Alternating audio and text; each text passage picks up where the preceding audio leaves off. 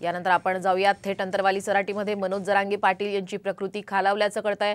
आपण सध्या पाहतोय मनोज जरांगे पाटील यांचा उपोषणाचा आजचा हा 6वा दिवस आहे। गेल्या 6 दिवसांपासून मनोज जरांगे पाटील हे उपोषणावर आहेत। काल आपण पाहिलं काही काळासाठी म्हणून मनोज जरांगे पाटील यांनी पाणी प्यायलं। साम टीव्हीचेच प्रतिनिधी डॉक्टर माधव सावरगावे यांच्या हातून त्यांनी पाणी प्यायलेलं आहे। मात्र हा 6वा दिवस आहे त्यांच्या उपोषणाचा, तेव्हाची ही दृश्य आपण पाहतोय। साम टीव्हीचे प्रतिनिधी डॉक्टर माधव सावरगावे यांच्या हातून मनोज जरांगे पाटील यांनी थोडंसं पाणी प्यायलेलं आहे। मात्र आता मनोज जरांगे पाटील यांची प्रकृती खालावत चालल्याचं सुद्धा कळतंय।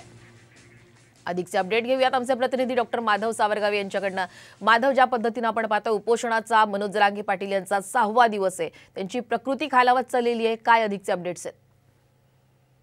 श्वेता, आज 6वा दिवस असल्यामुळे त्यांची प्रकृती अधिक खालावत चालली हे स्पष्ट आहे। पण काल एक चांगली बाब की संध्याकाळी सगळ्या डॉक्टर आणि सहकारी आणि तिथं आलेल्या सगळ्या मराठा समाजाचा एक आग्रह त्यांनी मान्य केला आणि रात्री एक ग्लास पाणी पिलेलं आहे। आणि त्यामुळे काल सकाळी नाकातून रक्त आल्यानंतर आणि दुपारी ते कोलमडून पडल्यानंतर जी सगळ्यांना भीती वाटत होती ती काहीशी भीती दूर झालेली आहे।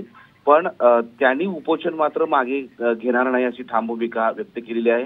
मी पाणी घेणार नाही या भूमिकेवर ते ठाम होते, पण लोकांचा आग्रह आणि सगळ्यांचा आग्रह असल्यामुळे त्यांनी पाणी पिलंय।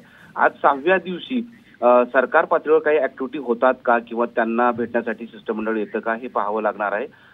काल दुपारच्या वेळेस सरकारच्या वतीने जिल्हाधिकारी आणि विभागीय आयुक्त येणार होते अशी माहिती होती, मात्र ते येऊ शकले नाहीत।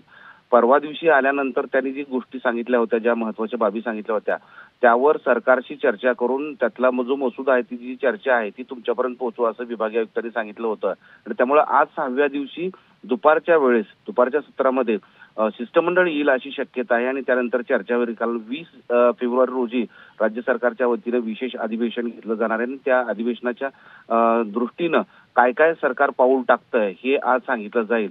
त्यामुळे आता बघूयात की आज 6व्या दिवशी त्यांची धोका जरी कमी झाला असला तरी टळला नाही आणि आज सरकारच्या वतीनं काय पुढचं पाऊल टाकलं जाईल। निश्चित, धन्यवाद माधव आपण दिलेल्या संपूर्ण माहितीबद्दल। तर आज दुपारी सरकारच्या वतीने शिष्टमंडळ मनोज जरांगे पाटील यांची भेट घेऊ शकतं आणि आज यावर तोडगा निघतो का हे पाहणं महत्त्वाचं राहील।